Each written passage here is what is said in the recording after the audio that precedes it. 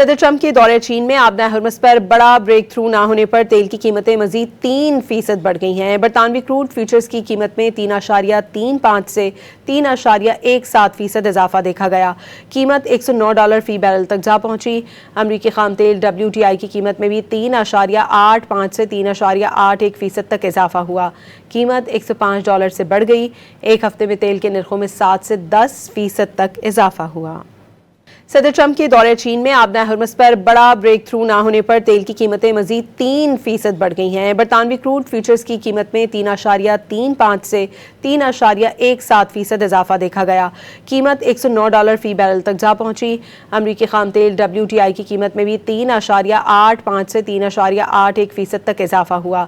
قیمت $105 سے بڑھ گئی۔ ایک ہفتے میں تیل کے نرخوں میں 7 سے 10% تک اضافہ ہوا۔